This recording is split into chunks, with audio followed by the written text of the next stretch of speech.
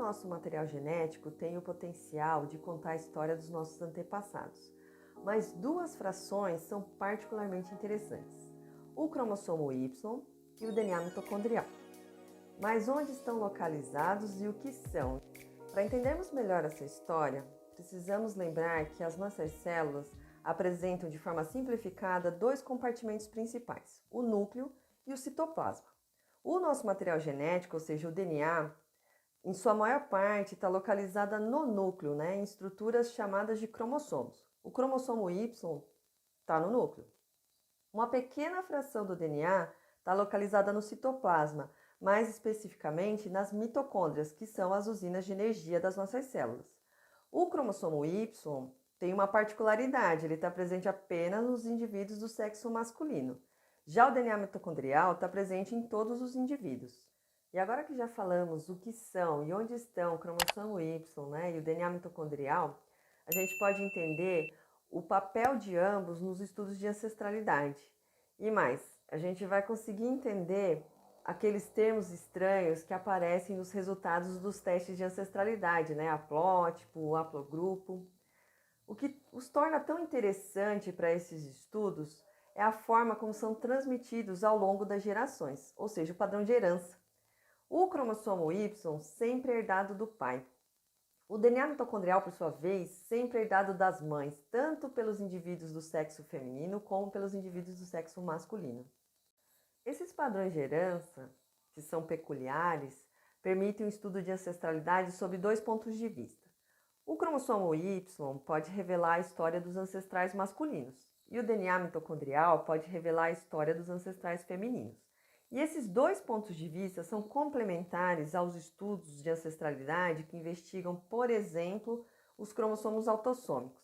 Os autossômicos são aqueles que são herdados de ambos os pais e carregam a história ancestral de ambos, com todas as nuances de miscigenação que podem ter ocorrido no passado. Então, como o cromossomo Y e o DNA mitocondrial podem revelar a história dos nossos antepassados, sobre a nossa ancestralidade? Se você já fez o teste de ancestralidade, já deve ter se deparado com palavras como haplótipo, linhagem, haplogrupo. O que significam essas palavras? Antes de falarmos sobre o significado dessas palavras estranhas, a gente precisa entender que o resgate das nossas origens pelo DNA só é possível devido à existência de variação genética entre os indivíduos, entre as pessoas, entre as populações. É importante destacar aqui que se a gente tomar dois indivíduos ao acaso e olhar para o DNA de ambos, a gente vai verificar que a maior parte desse DNA é muito semelhante e só uma minúscula fração apresenta uma diferença. Nos estudos de ancestralidade, a gente olha justamente essa pequena diferença, essa fração que é diferente entre os indivíduos e inclui variantes do cromossomo Y e do DNA mitocondrial. Para os estudos de ancestralidade, podemos investigar diferentes tipos de variações ou variantes no DNA, mas os mais utilizados atualmente são os SNPs, são polimorfismos de base única, ou seja, mudanças de um nucleotídeo, uma base, uma letrinha em um ponto específico do DNA. E o que tudo isso tem a ver com haplótipo, haplogrupo, aquelas palavras? Bom, em determinadas situações, um conjunto dessas variantes é herdado de uma geração para outra como se fosse uma unidade, um bloco, formando o que a gente chama de haplótipo ou linhagem. Para entender melhor, vamos pensar no haplótipo como um colar de contas, de formatos diferentes. Então, cada conta representa uma variante genética. E o colar, para se manter íntegro, ele precisa de todas as contas, então você não pode remover nenhuma, porque senão você descaracteriza esse colar.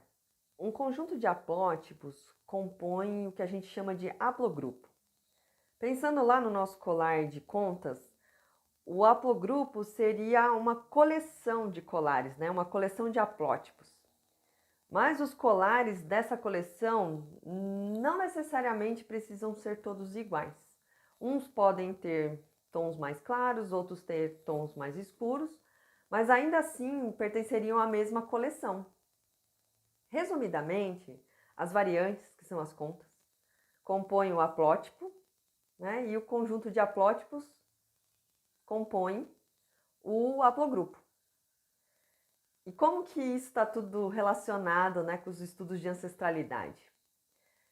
Quando fazemos o teste do DNA mitocondrial e do cromossomo Y de uma pessoa, a gente busca caracterizar esse haplótipo, ou seja, o colar de variantes da pessoa, e tentar encaixar em um haplogrupo, em uma coleção. E de forma bem simplificada, cada coleção pode ser atribuída a uma localidade.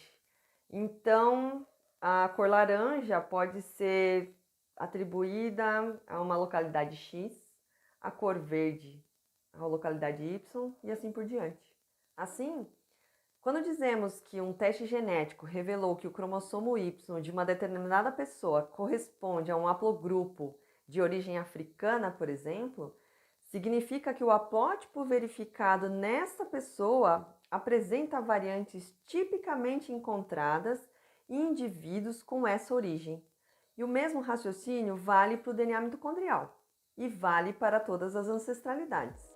E aí, deu para ver como o cromossomo Y e o DNA mitocondrial são materiais muito interessantes para fazer estudo de ancestralidade, né, para conhecer sobre os nossos antepassados? Eu espero que essas informações te ajudem a entender melhor o resultado, né, os resultados dos testes de ancestralidade, e se ficou alguma dúvida, deixa aí nos comentários.